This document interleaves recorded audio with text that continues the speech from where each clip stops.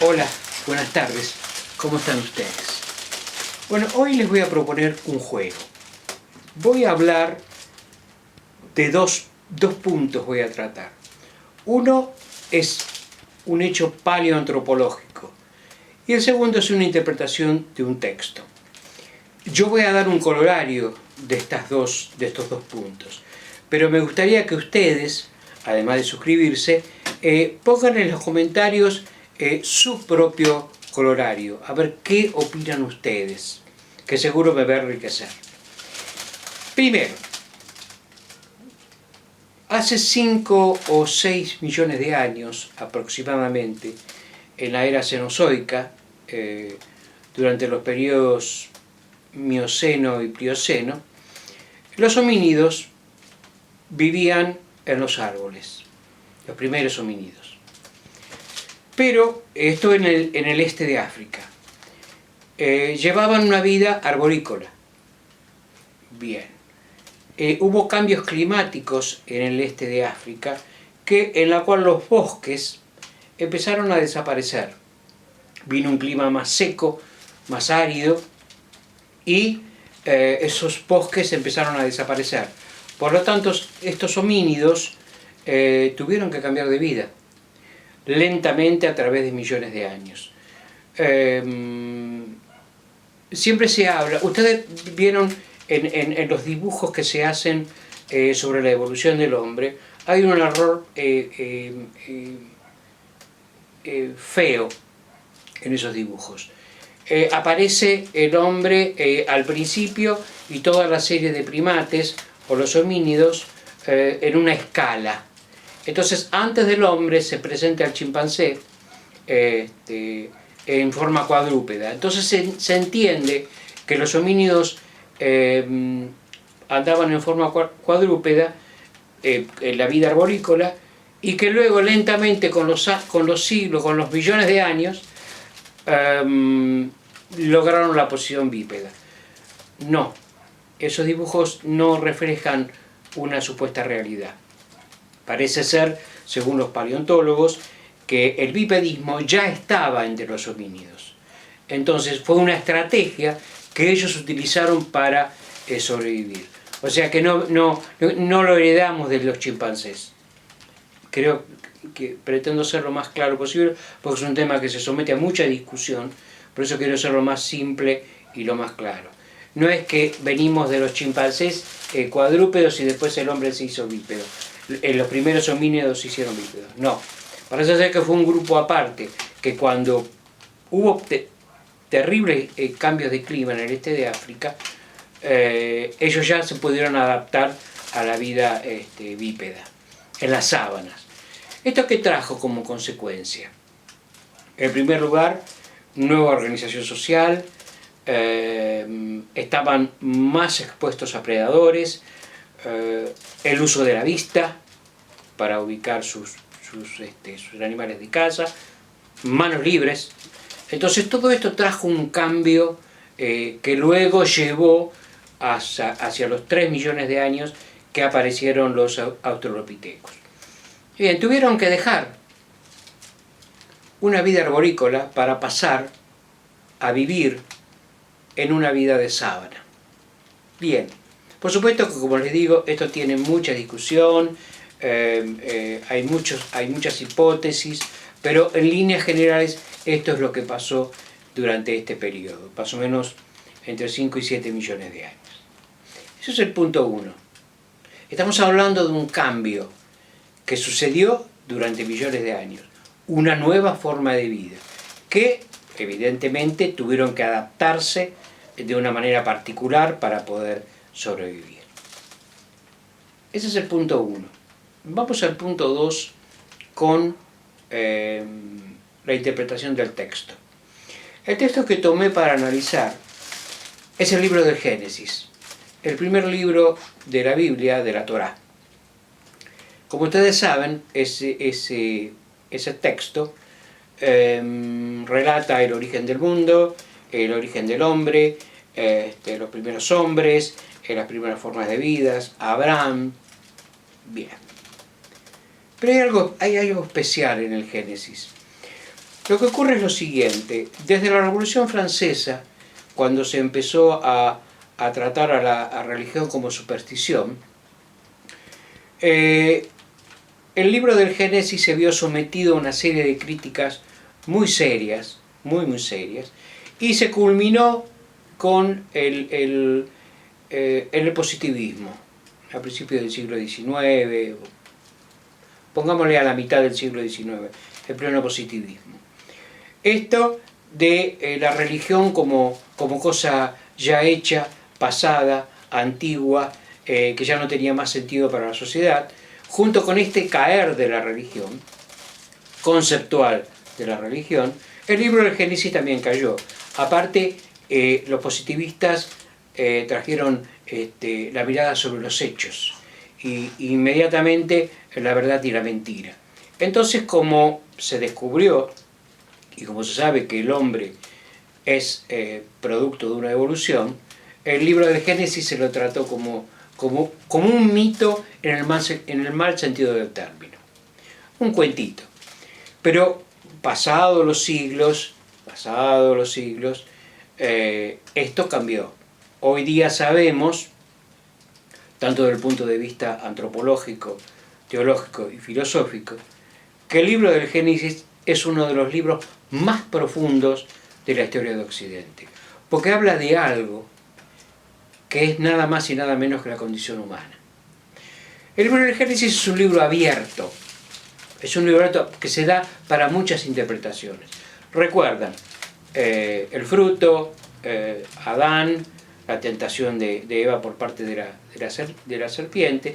Hoy día se considera que el escritor o los escritores que redactaron el Génesis aproximadamente en el siglo VIII antes de Cristo, no se tiene la fecha de la recopilación de tradiciones orales de Israel, más o menos en el siglo VIII antes de Cristo. Este relato debemos verlo de un punto de vista particular. Evidentemente los que escribieron el texto no tenían intenciones científicas ni históricas, sino que querían dar a entender, según su concepción, cómo nació el mundo. No se olviden de una cosa: los israelitas habían salido de unos cuantos años atrás del cautiverio de Babilonia. Ahí aprendieron mucho el pueblo judío. En parte aprendió la escritura y conocieron los mitos propios de todo el Mediterráneo oriental. Entonces el escritor o los escritores tomaron esos mitos, los tomaron, pero le dieron un marco completamente diferente. Fíjense ustedes, por ejemplo, que en la mayoría de los mitos el mundo nace a través de una guerra, a través de una guerra fratricida, y de las gotas de sangre, por decirlo así, surgieron los hombres. El libro del Génesis plantea otra cosa, plantea la idea de un Dios único, que obra por amor y no por guerra. Bien, eso por un lado. Segundo, hay algo que quiero remarcar del texto del Génesis, que en realidad, cuando hablamos de pecado original, cuando en teología se habla del pecado original, en realidad es un quiebre. Es algo que pasó. Es un quiebre. Un Big Bang en la condición humana. Algo se quebró. El texto, en su relato mítico de Adán y Eva, lo presenta como un desobedecer a Dios. Algo se quebró. Algo murió. Entonces, el texto dice que Adán y Eva fueron expulsados del jardín del Edén. Bien, toda una condición humana, una pérdida, un quiebre. Esta visión del quiebre en el origen de la humanidad no es solamente del Génesis. Freud habló del nacimiento de la cultura a través del parricidio. Levi Strauss habló del nacimiento de la cultura como la prohibición del incesto. En las diferentes filosofías y en las diferentes antropologías tenemos siempre el mismo tema: el quiebre, la bomba, ese rompecabezas que habíamos hablado en el video anterior, ese rompecabezas que se quebró y no lo podemos armar. Bien, tenemos un hecho paleoantropológico de hace 6-7 millones de años. Tenemos un texto que ha sido interpretado nuevamente de otro punto de vista mucho más profundo y no en el sentido de mentira o verdad. Entonces, como no es verdad, entonces es un mito que se lo deja de lado. No es la función de los mitos eso, justamente. Tenemos los dos puntos. Ahora, en un video anterior, yo les había contado un cuento de Amílcar, el personaje de Italo Calvino, que tenía un serio, lo pueden escuchar de nuevo en uno de los videos, tenía serios problemas de vista y debido a un conflicto justamente con su vista y sus anteojos, terminó solo en la plaza del pueblo, tratando de solucionar esta crisis que le había sobrevenido por este conflicto. Entonces yo decía en el otro video que ahí es cuando uno comienza a perfilarse como ser humano durante estas crisis, durante las crisis existenciales. Pero después, pensando seriamente, me puse a hurgar en lo que había comentado y hay otro punto de vista mucho más profundo del hecho de estar solo en una plaza.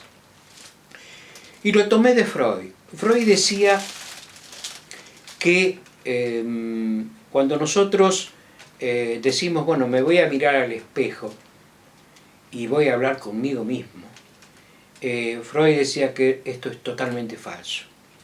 Porque lo que vemos en el espejo no somos nosotros mismos, es un fantasma de nosotros mismos. Entonces la pregunta es, ¿a quién le hablamos? Entonces empecé a ver el tema del consciente, del inconsciente. Considero que la conciencia, el consciente, es como una especie de fenotipo que nos ayuda a adaptarnos a la vida social. Pero el que nos define, el cual no podemos conocer, es el inconsciente. Son esas pulsiones primitivas que todos tenemos, que no tenemos acceso, que están en el inconsciente. Por lo tanto, este comienzo de estar sentado en la plaza es un comienzo muy tibio, es simplemente un atisbo, porque lo que define al hombre es su singularidad, su subjetividad. Por eso, algunas veces tratamos de ver al hombre a través de los sismos, ¿no? o de los grupos sociales, de las marchas patrióticas, del hombre subido a una masa. Considero que no. El hombre no se define de esa manera. El hombre se define en su interior, en su subjetividad, en sus crisis, en sus alegrías y sus éxitos.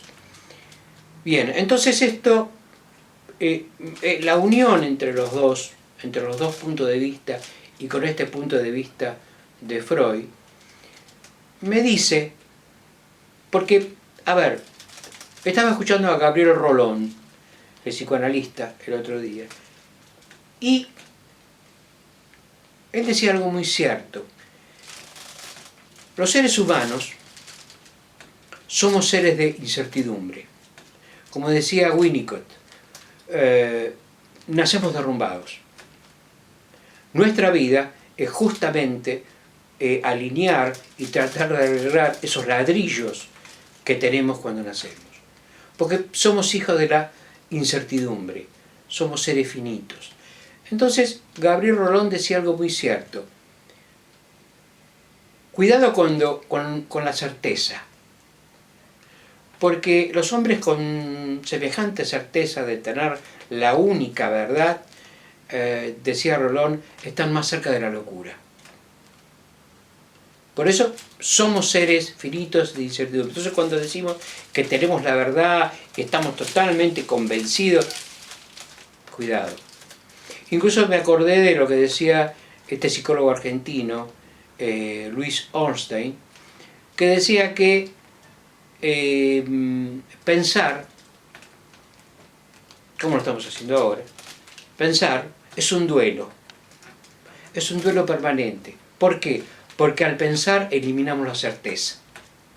Entonces el hombre está ahí, el hombre está en un camino siempre al borde.